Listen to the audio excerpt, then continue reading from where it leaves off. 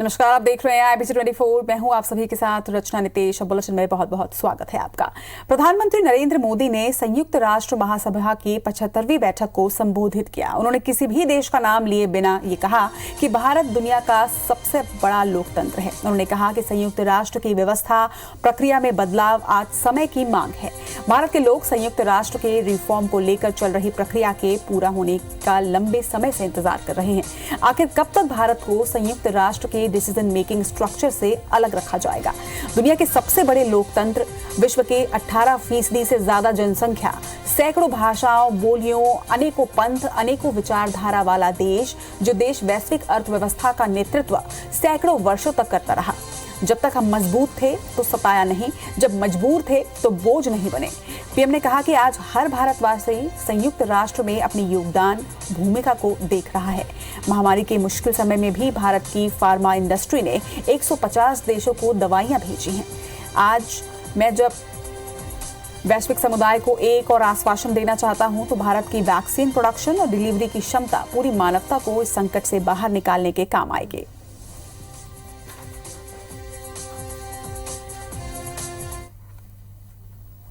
संयुक्त राष्ट्र की प्रतिक्रियाओं में बदलाव, व्यवस्थाओं में बदलाव, स्वरूप में बदलाव उतनी ही बड़ी सच्चाई है कि भारत के लोग संयुक्त राष्ट्र के रिफॉर्म को लेकर जो प्रोसेस चल रहा है उसके पूरा होने का बहुत लंबे समय से इंतजार कर रहे हैं। बीजेपी के राष्ट्रीय अध्यक्ष जगत प्रकाश नड्डा ने अपनी नई टीम का ऐलान कर दिया है, जिसमें छत्तीसगढ़ से केवल 2 चेहरों रमन सिंह और सौदान सिंह को जगह मिली है। राष्ट्रीय कार्यकारिणी में राष्ट्रीय महामंत्री रही सरोज पांडे और जनजाति मोर्चा अध्यक्ष रहे रामविचार नेताम को इस बार नड्डा की टीम में जगह नहीं मिली है। इसके अलावा छत्तीसगढ़ के प्रभारी अनिल जैन को भी मौका नहीं मिला।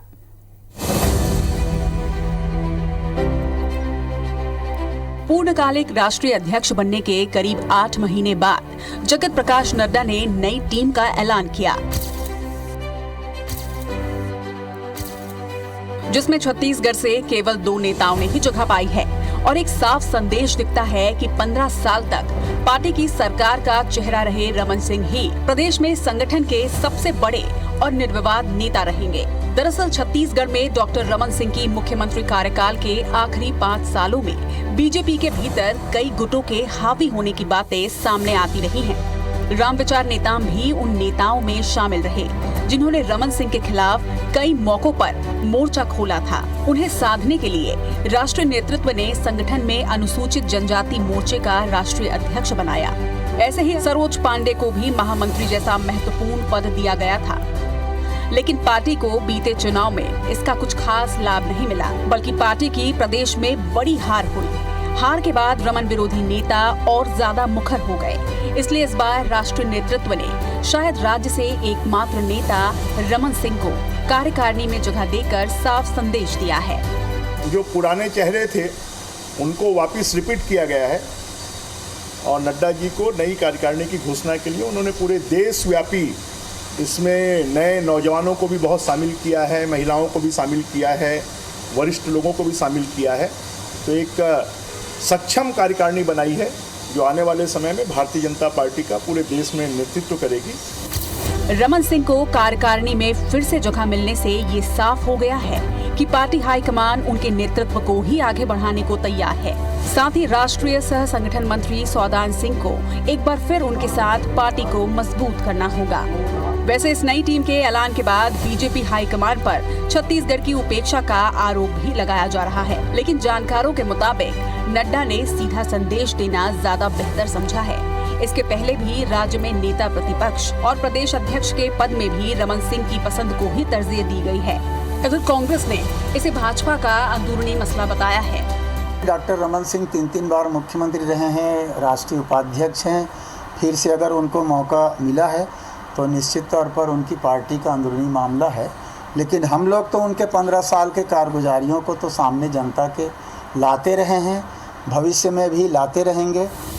बीजेपी नेताओं का तर्क है कि नेताम और सरोज पांडे सांसद हैं और उनके पास दूसरी जिम्मेदारी भी है, इसलिए उन्हें मुक्त किया गया। लेकिन उनके स्थान पर राज्य से किसी और को जगह नहीं देकर नड्डा ने फिलहाल संकेत दिया है कि वे राज्य में कोई और शक्ति केंद्र नहीं चाहते हैं। अब देखना है कि रमन के नेतृत्व में बीजेपी आने वाले दिनों में कितनी एकजुट हो पाती है। रायपुर से सौरभ सिंह परिहार और Sanjay Sharma, bureau report, IBC 24। केंद्र सरकार की कृषि सुधार बिल का कांग्रेस पार्टी लगातार विरोध कर रही है। कांग्रेस आज सोशल मीडिया में स्पीक फॉर फार्मर कैंपेन चला रही है। इस कैंपेन में मुख्यमंत्री भूपेश बघेल और प्रदेश कांग्रेस अध्यक्ष मोहन मरकाम समेत कई कांग्रेसी नेता शामिल हुए। सीएम भूपेश बघेल ने कहा कि लोकसभा में 3 काले कृषि कानून पास हुए हैं जो कि किसानों के हित में नहीं है। उनके मुताबिक एक राष्ट्र एक बाजार की बात करते हैं तो एक दाम क्यों नहीं करते। उन्होंने कहा कि एक दाम की बात करें तो हम विरोध नहीं करेंगे, वहीं कॉन्ट्रैक्ट फार्मिंग से किसान अपने ही खेत में मजदूर बन जाएंगे। सीएम ने कहा कि आवश्यक वस्तु अधिनियम में संशोधन करने से मुनाफाखोरी को बढ़ावा मिलेगा। वहीं प्रदेश कांग्रेस अध्यक्ष मोहन मरकाम ने कहा कि केंद्र सरकार 3 काले कानून वापस ले, MSP का प्रावधान तय किया जाए और मंडी व्यवस्था खत्म न की जाए। लोकसभा में 3 काले कानून पास हुए। इससे किसानों को, आम लोगों को किस प्रकार से नुकसान होगा, ये समझने की आवश्यकता है। पहली बात यह है कि एक राष्ट्र एक बाजार, लेकिन भारत सरकार ये नहीं बता रही है कि दर भी एक होगा, कीमत एक होगा। यदि ये करते तो इसका हम विरोध नहीं करते। ये मांग करती है कि किसानों के खिलाफ कृषि विरोधी 3 काले कानून वापस लिए जाएं, न्यूनतम समर्थन मूल्य, MSP की कानूनी गारंटी और मंडी व्यवस्था खत्म न किए जाने की गारंटी दी जाए। छत्तीसगढ़ के स्वास्थ्य मंत्री टीएस सिंहदेव ने संसद में पारित हुए तीनों बिलों को लेकर आपत्ति दर्ज कराई है। टीएस सिंहदेव ने कहा कि कृषि सुधार बिल के नाम पर वॉलमार्ट, रिलायंस जैसी कंपनियों को फसल का सीधा व्यापार करने और कानूनी तौर पर फसल से 1 के 2 रुपए करने की छूट देने के लिए ये बिल लाया गया है। इसमें कांग्रेस की आपत्ति इस बात को लेकर है कि मंडी के बाहर खरीदी पर फसल का न्यूनतम समर्थन मूल्य शामिल नहीं किया गया है। उन्होंने कहा कि गुजरात के मुख्यमंत्री रहते हुए नरेंद्र मोदी ने प्रधानमंत्री को एक रिपोर्ट सौंपी थी। उस रिपोर्ट में फसल खरीदी में न्यूनतम समर्थन मूल्य की बात कही गई थी, लेकिन न्यूनतम समर्थन मूल्य को लेकर आज मोदी का दृष्टिकोण बदल चुका है। टीएस सिंहदेव ने यह भी कहा कि न्यूनतम समर्थन मूल्य नहीं होगा तो देश में किसान आत्महत्याएं बढ़ेंगी। सिंहदेव ने केंद्र सरकार से ये कानून वापस लेने की मांग की है। आपत्तिजनक तरीके से पारित ये 3 किसानों के संदर्भ के काले कानूनों की जानकारी साझा करने का निर्णय लिया। केवल ये बुनियादी हमारी आपत्ति है कि आपने न्यूनतम समर्थन मूल्य क्यों नहीं सुनिश्चित किया। मंडियों की व्यवस्था पे घात करके राज्य के सरकारों का ऐसे कार्यों में, ऐसे सामाजिक उद्देश्यों में लगने वाली राशि को भी आप राज्यों से छीनने का काम कर रहे हैं। इन परिस्थितियों में जो आप कानून ला रहे हैं पूरी तरह से किसान विरोधी, रोजगार विरोधी, किसान की माली हालत बिगड़ेगी। केंद्रीय कृषि सुधार बिल के विरोध में 29 सितंबर को सैकड़ों कांग्रेसी प्रदेश कांग्रेस मुख्यालय राजीव भवन से राजभवन तक पैदल मार्च करेंगे। इस कार्यक्रम में मुख्यमंत्री भूपेश बघेल, प्रदेश कांग्रेस अध्यक्ष मोहन मरकाम समेत सभी मंत्री, विधायक, सांसद और कार्यकर्ता शामिल होंगे। मुख्यमंत्री भूपेश बघेल और प्रदेश कांग्रेस अध्यक्ष मोहन मरकाम समेत वरिष्ठ राज्यपाल को राष्ट्रपति के नाम एक ज्ञापन सौंपेंगे। कांग्रेस का कहना है कि कृषि सुधार बिल से किसानों का नहीं बल्कि पूंजीपतियों का हित होगा।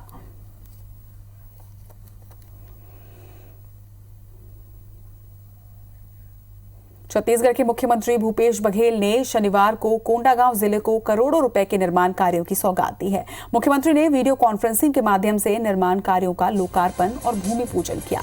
इस दौरान विधायक संतराम नेताम भी बड़े राजपुर जनपद पंचायत से वीडियो कॉन्फ्रेंसिंग से जुड़े। विधायक ने केशकाल के लिंगधारा पर्यटन केंद्र, टाटामारी पर्यटन केंद्र, फूलों की घाटी सहित विभिन्न विकास कार्य के लिए लगभग 35 करोड़ रुपए की सौगात के लिए मुख्यमंत्री को धन्यवाद दिया है। इस दौरान वीडियो कॉन्फ्रेंस के जरिए मंत्री गुरु रुद्र कुमार, नगरीय प्रशासन एवं विकास श्रम मंत्री शिव डहरिया, बस्तर सांसद दीपक बैस, प्रदेश कांग्रेस अध्यक्ष मोहन मरकाम, राज्यसभा सांसद फूलो देवी नेताम, कांकेर सांसद मोहन मंडावी समेत कई जनप्रतिनिधि और अधिकारी मौजूद रहे। मुख्यमंत्री भूपेश बघेल ने कोंडागांव जिले में 271 करोड़ रुपए के निर्माण कार्यों का लोकार्पण और भूमि पूजन किया।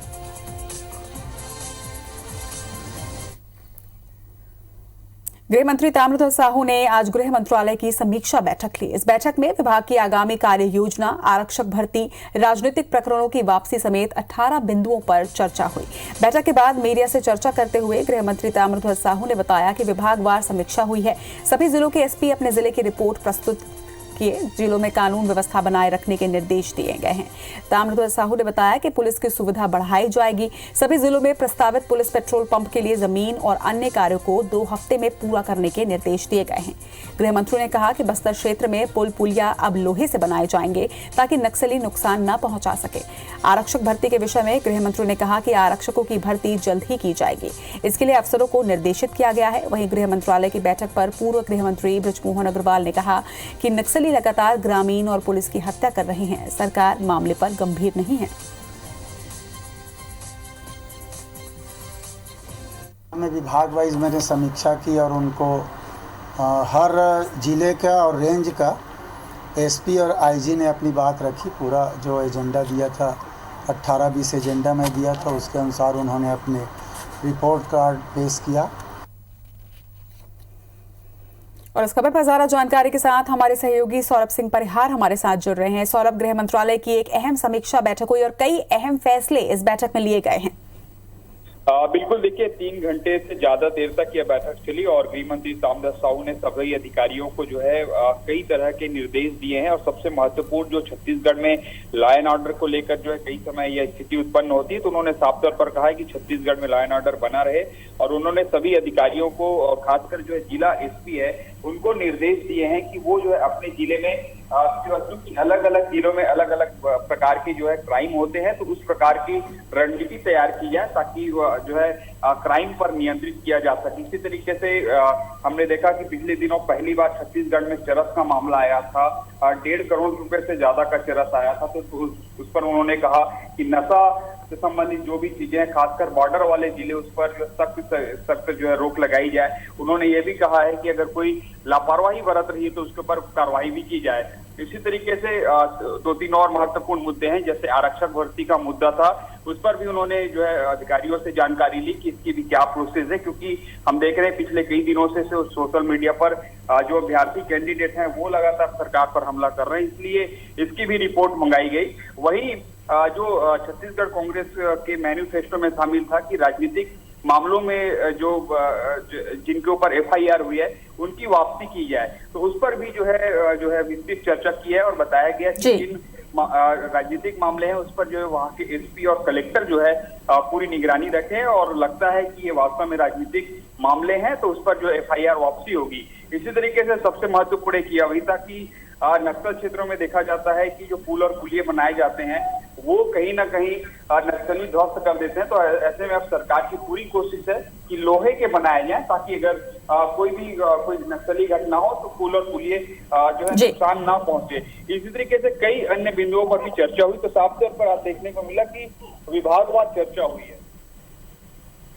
जी, तमाम जानकारी के लिए आपका बहुत बहुत शुक्रिया सौरभ।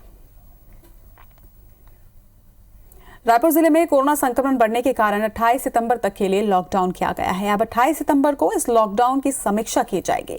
कैबिनेट मंत्री मोहम्मद अकबर ने बताया कि रायपुर में कोरोना पॉजिटिव मरीजों की संख्या बढ़ने पर 21 सितंबर से 1 हफ्ते का लॉकडाउन लगाया गया है। लॉकडाउन की अंतिम तारीख 28 सितंबर है और इसी दिन लॉकडाउन बढ़ाना है या नहीं, इसकी समीक्षा की जाएगी। रायपुर जिले के प्रभारी मंत्री रविंद्र चौबे कलेक्टर समेत अन्य अधिकारियों के साथ बैठक कर समीक्षा करेंगे।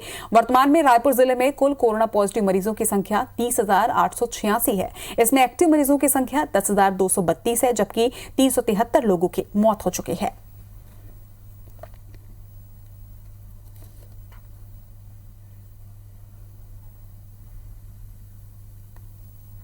अपने अपने घरों में रहेंगे तो लॉकडाउन को लेकर अब तक की स्थिति ये है कि भाई इसमें यदि अपने अपने घरों में रहेंगे तो सोशल डिस्टेंसिंग वाला जो प्रॉब्लम आता है कि बाज़ार में भीड़ है और आने जाने में भीड़ के बीच में यदि चले जाएं तो संक्रमण की स्थिति बढ़ती है, तो इससे बचने लॉकडाउन किया जाता है।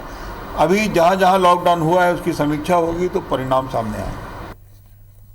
छत्तीसगढ़ में पिछले 6 महीने में 10 हाथियों की मौत हुई है, जिस पर वन मंत्री मोहम्मद अकबर ने कहा कि वन विभाग का पूरा प्रयास है कि हाथी और मानव के बीच द्वंद्व खत्म किया जाए। उन्होंने कहा कि हाथियों के लगातार एक जगह से दूसरी जगह विचरण होने के कारण स्थायी हल नहीं निकल पा रहा है। मोहम्मद अकबर ने यह भी कहा कि बिजली विभाग को हमने पत्राचार किया है कि जहां हाथियों का विचरण ज्यादा है उन क्षेत्रों में बिजली के खुले तार न हो और खेतों में बोरवेल कनेक्शन का जल्द निराकरण किया जाए। जिन क्षेत्रों में हाथी दलों का विचरण है, इस बारे में अभी हम लोग प्रयास कर रहे हैं, या तो स्थायी कनेक्शन हो जाए और तारों को हटा दिया जाए। तो ये वन विभाग प्रयास कर रही है और बिजली विभाग से भी संपर्क हम लोग लगातार बनाए हुए हैं। महासमुंद पुलिस ने 1 करोड़ 62 लाख रुपए के 8 क्विंटल 10 किलो गांजा के साथ 2 आरोपियों को गिरफ्तार किया है। पकड़े गए दोनों आरोपी राजस्थान के रहने वाले हैं। ओडिशा सीमा स्थित टेमरी नाके पर घेराबंदी कर पुलिस ने ट्रक को रोका और तलाशी के दौरान उन्हें 8 क्विंटल से ज्यादा गांजा मिला। पकड़े गए आरोपी खालिद और साकिर हुसैन ने बताया कि वो ओडिशा के भवानीपटना से गांजा खरीदकर बेचने के लिए दिल्ली जा रहे थे। और इसमें हमें 2 आरोपी हमने पकड़ा है। एक है खालिद पिता इस्माइल, ये राजस्थान का रहने वाला है, जिला भरतपुर का, और दूसरा है साकिर हुसैन। इसमें एनडीपीएस एक्ट की धारा 20B के तहत कार्रवाई की जाए। कोरबा में 2 रेत माफिया ग्रुप के लोगों में खूनी संघर्ष हुआ, जिससे दोनों ही ग्रुप के लोगों को काफी चोटें आई हैं। पूरा मामला सीएसईबी चौकी क्षेत्र के गेरुआ घाट में बीती रात सामने आया, जब रेत के 2 बड़े माफिया टामेश अग्रवाल ग्रुप और हर्ष पालीवाल ग्रुप आपस में भिड़ गए। घटना में टामेश ग्रुप के लोगों को काफी चोटें आई हैं, जबकि घटना की जानकारी होने के बाद भी पुलिस काफी देर से पहुंची। पुलिस ने हर्ष पालीवाल ग्रुप से जुड़े आरोपियों की गिरफ्तारी तो कर ली, लेकिन आरोपियों को मीडिया से लगातार बचाती रही। इस मामले में सबसे बड़ा सवाल ये उठ रहा है कि जब लॉकडाउन के दौरान आम लोगों को घर से बाहर नहीं निकलने दिया जा रहा है, तो रेत माफिया कैसे घाटों पर पोकलेन और हाईवा लेकर पहुंच रहे हैं। इस पूरे मामले में पुलिस की भी भूमिका संदिग्ध मानी जा रही है। जो 2 गुट है, एक टामेश अग्रवाल लोग, इनके जो लोग थे, और दूसरे गुट में ये पालीवाल था, जिनके बीच में आपस में मारपीट हुआ है, जिस पर चौकी और थाना कोतवाली में शिकायत प्राप्त हुआ है, जिस पर दोनों पक्ष के तरफ से मुलायजा कराकर जो आहत है उन पर दोनों के खिलाफ आपराधिक प्रकरण दर्ज किए गए हैं और विवेचना में लिया गया है। इसी के साथ इस बुलेटिन में फिलहाल इतना ही। लगातार खबरों के लिए आप देखते रहिए IBC 24। नमस्कार।